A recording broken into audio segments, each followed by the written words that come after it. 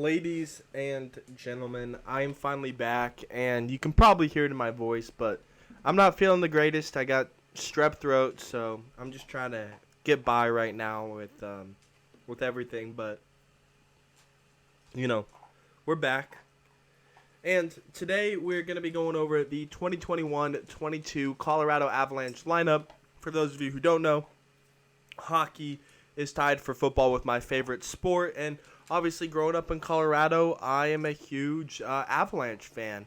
So today I'm going to go over the official lineup, and yeah, let me know your thoughts in the comments of what you think of the Avs made a good decision with their lineup choices. So we're going to include all four lines, all three defensive pairings, the extra defender, two goaltenders, and two players that I'm surprised didn't make the opening night lineup. Because, of course, they could always be players can always be called up or optioned down to the AHL team, the Colorado Eagles.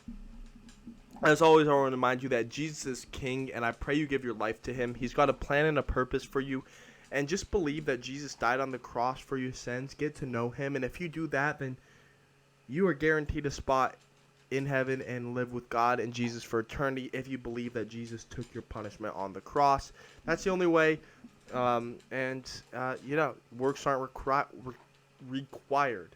With that being said, let's jump into this. Sorry if you can hear my dog eating her dinner in the background.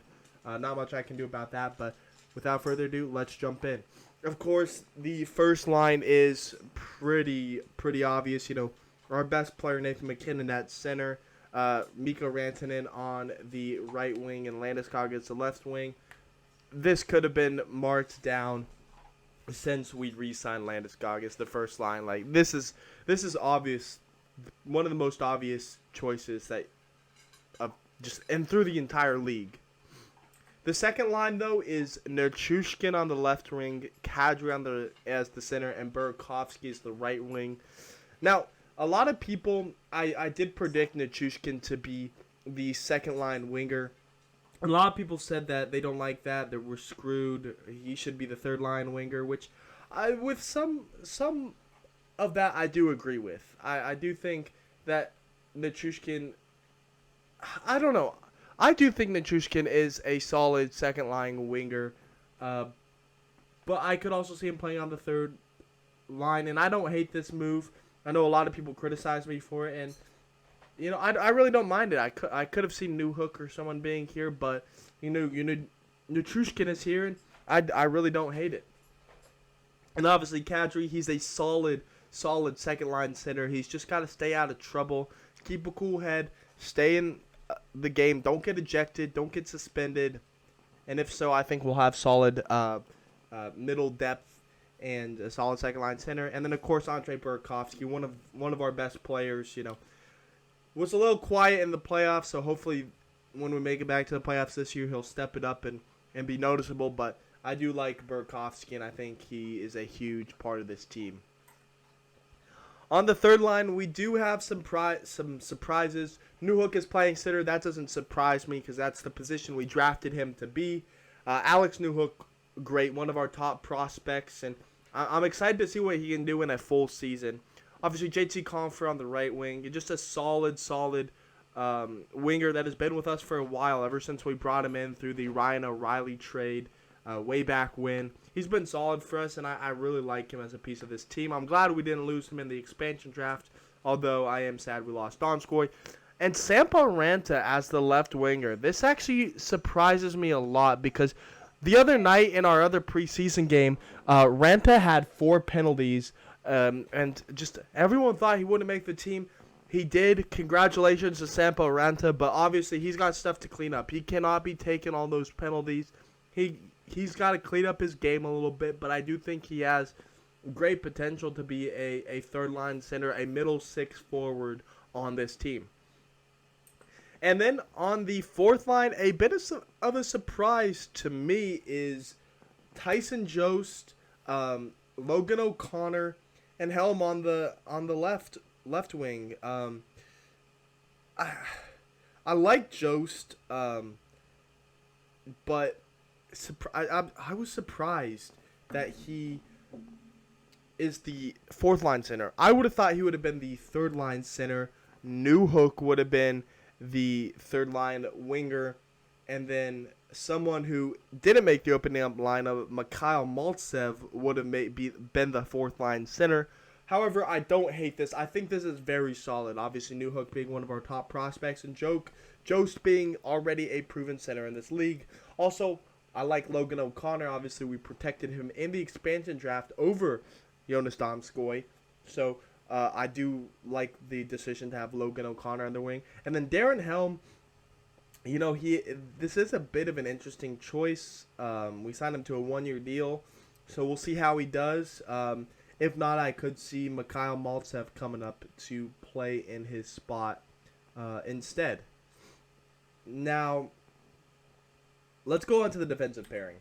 The first defensive pairing is another pretty obvious one, although it could have been mixed up anyway, multiple different ways. But Cale Makar is obviously in the first defensive pairing. He is one of, if not the best defender in the National Hockey League, defenseman in the National Hockey League, and just that offensive upside. You know, I think he should have won the Norris. Don't get me wrong, Adam Fox is a great player, but I think Makar should have won. And then Samuel Gerard, he did struggle in the playoffs, but I'm hoping for a bounce-back year from him, and I do think Gerard is a very solid pairing with Makar. Obviously, we like to mix up the defensive pairings, mix up the lines a lot. That's Jared Bednar's kind of style. If things aren't going right, he's not afraid to mix them up. So that's just the opening night one, and I do expect some fluctuation in the defensive pairings. Next is Bowen, Byram, and Erik Johnson. Obviously, Byram is one of, if not our top prospects, drafted 4th overall in 2019. Played a little bit last year, but got hurt. So now he's going to hopefully get a full season with us. And I'm excited to see what he can do, because obviously a lot of people were saying, oh yeah, he's going to be good. He doesn't have that Makar upside, but he's going to be really good. Obviously, we expect him to be Makar's future D partner, but we'll see how that goes. And we'll see if he can bounce back, because after being drafted, he really hasn't shown the same production that he had when, obviously, before he was drafted with the Vancouver Giants. And then Erik Johnson, you know, he's a veteran defender. He's finally back, you know, that big physical defender. And I think it's a good for Byram to be paired up with him, a veteran with a young guy, just to help him learn the pro game, even though Byram's obviously already played in a couple of NHL games. So I'm excited to see what this can do. And then the third defensive pairing is Jack Johnson and Ryan Murray, two of our newer signings this offseason. And I'm not surprised by Jack Johnson after we signed him to that pro contract. You know, it doesn't surprise me. I think he's a solid defender. But Ryan Murray surprises me. I really thought Justin Barron would be one of the defenders here on the third defensive pairing, but he's not, so we'll see if he gets called up, because I know Bednar likes him a lot. And it just surprises me that Barron didn't make the roster. Maybe one more year, maybe he gets called up in the middle of the season. We'll have to see, but this third defensive pairing, I don't hate it, but I want to watch it in full on a full game, because, you know, it's been hard to watch these Avalanche preseason games thus far.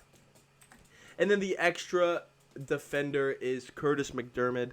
And this surprises me, having Mcdermott as the extra defender. I would have much rather had Travis Barron or, even a Jacob McDonald here. I would have much rather had those two guys rather than Curtis Mcdermott. But we'll see how McDermott does this season. I'm not going to hate on him, but it's just surprising to me. And then for the goaltenders, this one is fairly obvious. Darcy Kemper is the starter. You know, we traded for him. Hopefully we can sign him to an extension after this season, because I think highly of Darcy Kemper. Before he was on the Avalanche, and that season he had in the bubble, I thought he was a top 5 goaltender. And now that he's on the Avs, hopefully he can repeat that. I think he's very solid, and I'm excited to see what he can do for us. I love Grubauer, but I do think Kemper is just a slight upgrade if he can stay healthy this season. And then backing him up is Jonas Johansson. He didn't have a great night when I watched him, but right now, really, he's all we have. Of course we got used to Sanunin, but he does need a little more time to develop in the AHL. Maybe next season he comes up. Maybe he gets called up in the middle of this season. We'll have to see. And then, obviously, Pavel Francouz got injured. Hopefully it's not too severe. It didn't look like that. The day after he got injured, there were some pictures taken, and he was walking just fine. So we'll have to see. But Jonas Johansson, I think, can be a decent backup, but I would feel much, much more comfortable if this was Pavel Francouz and then potentially Justus Anunin in the future. And then some surprise cuts. I already mentioned them earlier, but Mikhail Maltsev. Obviously, we got him in a second-round pick in exchange for Ryan Graves. And I'm surprised he's not the fourth-line center. I thought Sakic said he was going to play for the fourth line. So, shoot, even if it wasn't the center, I'm surprised he wasn't a winger on the fourth line. That just surprises me. And then Justin Barron has looked really good throughout the preseason. And I know how much Jared Bednar likes him. I'm just surprised that Justin Barron didn't make the roster. Now, maybe he needs a little more bit of developing, which is fine with me. But it's just surprising considering how much Bednar likes Justin Barron and how well he performed this preseason that he didn't make the roster. But, yeah, that's the Avalanche's 2021-22 opening night lineup. Obviously, this is going to change throughout the year. Let me know what you think in the comment section below. I'll catch you in the next one. Peace out.